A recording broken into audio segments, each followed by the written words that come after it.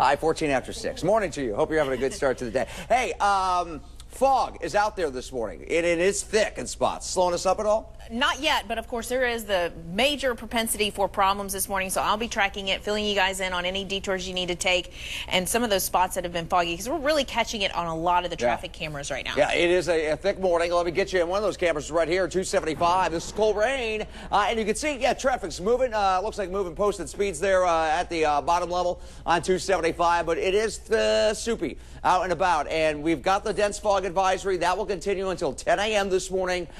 Visibility's less than a quarter of a mile for most, and that includes everyone from Owen County all the way up to Butler, Warren counties. Fog even looks thicker as you get I-75 heading up towards Dayton this morning, so keep that in mind. Dense fog advisory till 10, drive time index at a 2. 5 would be super tough travel. I'm going to keep you right at a 2.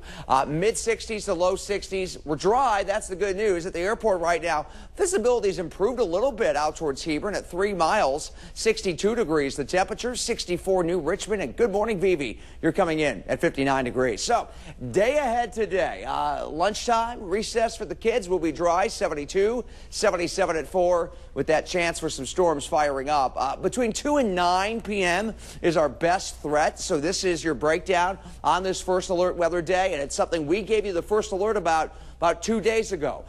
We were tracking this, told you we could see some strong storms this afternoon, and we are under a slight risk, especially south of the city. Downpours would be your biggest concern out of some of these thunderstorm cells into the 3, 4, 5 o'clock hour. Facebook, Twitter will keep you updated, but hey, the First Alert Weather app, first line of defense. More and more of you are downloading it, and you're realizing, it's not just computer generated. There's actually humans. We're actually behind it. Sometimes we're robotic, but for the most part, we're human. But we're updating it constantly. Doppler radar this morning is quiet right now, even a couple breaks in those clouds back to the west, but you're not going to see much of that early on because of the fog. Where's the rain? Well, it's back out here around St. Louis. I mean, you're looking about 300 miles away, so you can also see some thunderstorms setting up. We'll put our distance tool on right there, and you can see about 300 miles away. So, getting closer to noontime, but more likely after 2 o'clock. Notice right here, 3, 4. We'll put it into motion by 5, 6, coming into Lawrenceburg, into Cincinnati, into Hamilton, Lebanon, Mainville.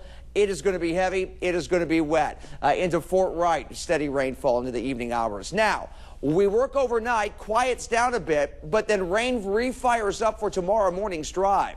So 6, 7, 8, 9 o'clock, notice that rain is steady right through noon tomorrow. And then by tomorrow evening, just in time for first pitch as we welcome the Reds back to town, our first fireworks Friday of the season, I look at that rain tapering off. So tomorrow evening does look dry, but then rain showers refire up from time to time on Saturday, 68. Right now, and this has been a consistent all week long, Sunday Flying Pig Marathon looks dry. So you step off, temperature's about 50 in the morning. Let's get over to Rebecca Smith right now. Gerber, collision and glass update. What you got? We're not seeing the travel times negatively impacted right now by that reduced visibility Frank was telling us about. Pretty good across the board, but let's just go through those real quick. About 15 to 20 minutes right now, whether you're on 75 or 71. These particular interstates are not dealing with so much of that fog that we're seeing widespread right now.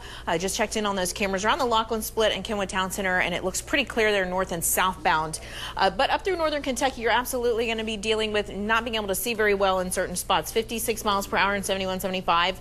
About 5 minutes over the Big Mac Bridge into downtown from northern Kentucky there. And 9 minutes on 74, 61 miles per hour. And then as we take a look at that big map, excuse me, that is going too far. As we take a look at that big map, I've been showing you the tools there with the radar that kind of overlay to show us where we're dealing with that reduced visibility. And for the most part, like I said, it really includes a lot of the tri-state. Let's take a look at one of those cameras to show you real quick. This is one of those spots, 275 at Colerain. It looks like it's lifted a little bit here because I've been tracking in and dipping in on this one every now and then. And so this one looks a little bit better, but you can see still a lot of reduced visibility. Dan and Jessica. Well, it's a big weekend for the Reds, from a signature bobblehead to a dedication ceremony. Lauren Miner joined